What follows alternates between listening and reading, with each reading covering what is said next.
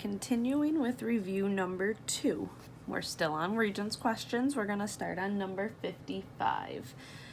Number 55 says, which systems of equations has the same solution as the system below? So the next few questions are going to be very similar to this one. This is something new they did a few years ago on the exam. The first time I saw it, I thought we had to solve that first system and then solve all the multiple choice systems, which was crazy amount of work for a multiple choice question. But then we realized, remember, when we're solving systems by elimination, which is a method we learned this year, we multiply one or both of the equations by a number that changes the whole equation. But remember, we have to multiply the whole problem. So you just want to compare the multiple choice to the original one. So let's look. If I look, this and this equation are the same thing. So they would definitely have the same solution if they're the same. If I look at this one to this one, well, 3 they multiplied by 2 to get 6. So that means they better have multiplied everything by 2 times 2. Oh, they forgot to multiply the last thing by 2, so it can't be choice 1. If we look here, again, that's the same equation. If we compare here, 3 times 2 is 6, times 2 times 2. So that one works. So that should be our answer, but let's double check the rest of them. From here to here, it's not the same, but it looks like they divided by a 2. So divide by 2, divide by 2, they didn't do anything with that. This one's exactly the same, but it doesn't matter. They both have to be workable. This one here, we multiplied by 3, multiplied by 3, multiplied by 3, so that's good. Here they multiplied by 2, multiplied by 2, multiplied by 2, so that's good. What do you notice in this last one that's different?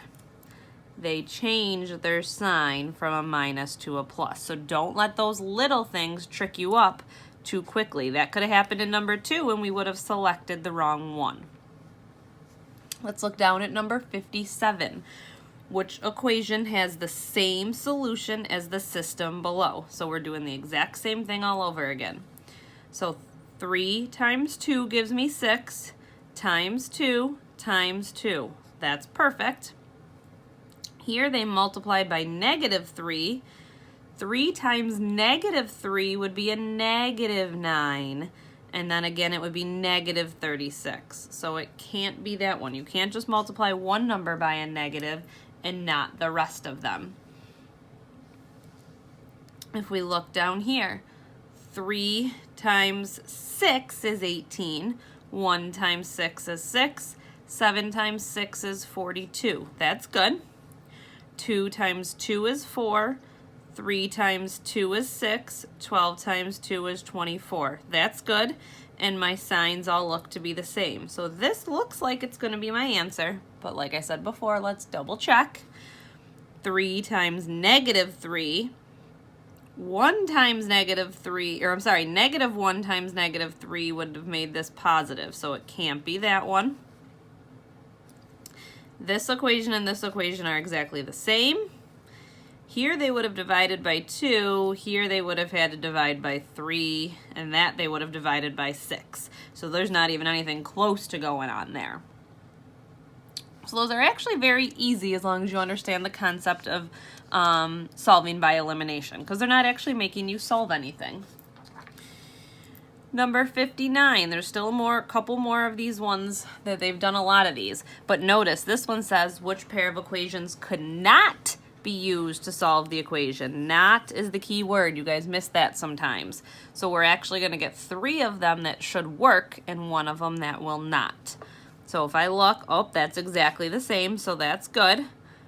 All they did was multiply by a negative 1, multiply by a negative 1, multiply by a negative 1.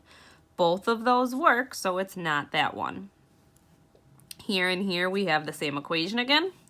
Here they multiplied by 2, multiplied by 2, multiplied by 2.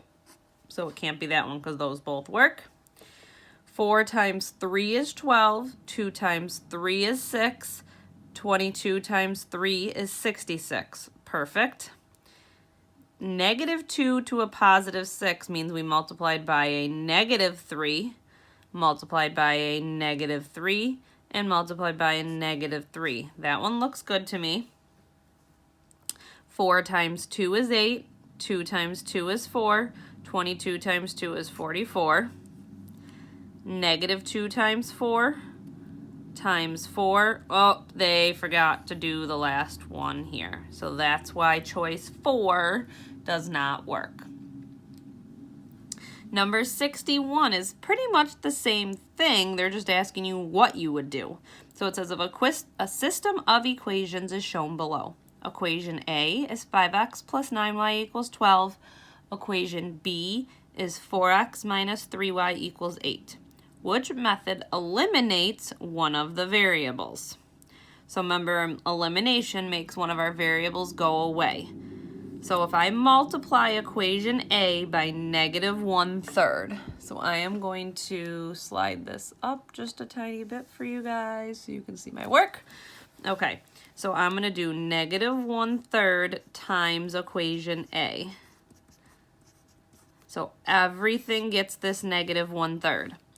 So -5/3 x minus 3y equals -4.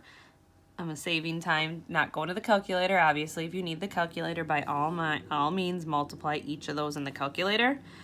And then you're adding that to equation B. So if I do 4x minus 3y equals 8, will any of these go away if I add them? Remember, in order for them to go away, it's the same number but different signs. This will not give us different signs right here. So no, this one will not go away. So this one doesn't work. Next one says multiply equation B by 3. So I'm going to take equation B and multiply it by 3. So when I distribute that 3 to everything, I get 12x minus 9y equals 24. And I'm going to add that to equation A, which is 5x plus 9y equals 12. And look at that, if I add these two together, a -9y and a +9y will eliminate each other out. That is what we want to happen. So it says which one eliminates one of the variables. So this one will eliminate one of the variables. And you could check the other ones, and if it was your exam, you should. Okay.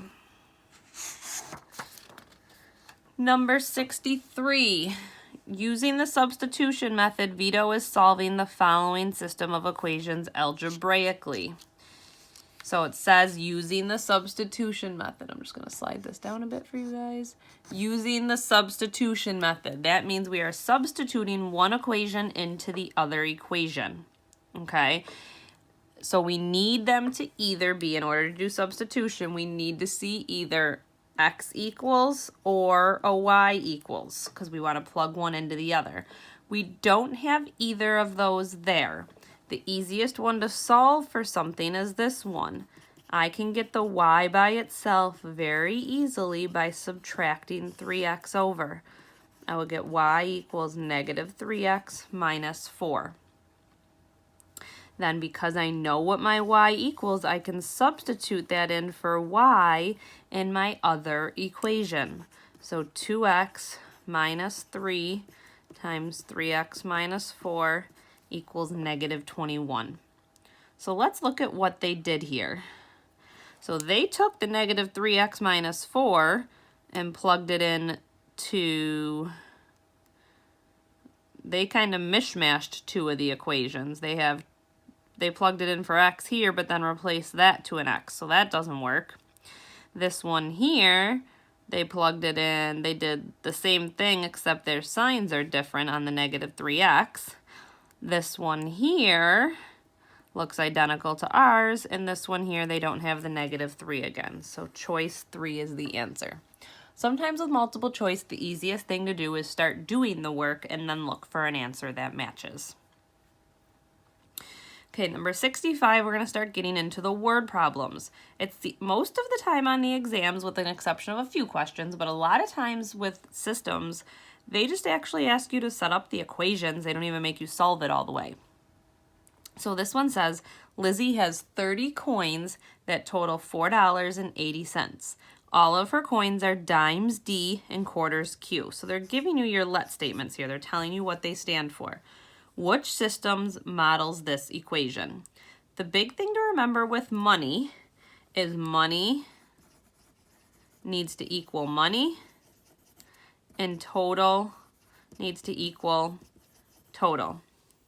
So if I just add because remember D is my number of dimes and Q is my number of quarters.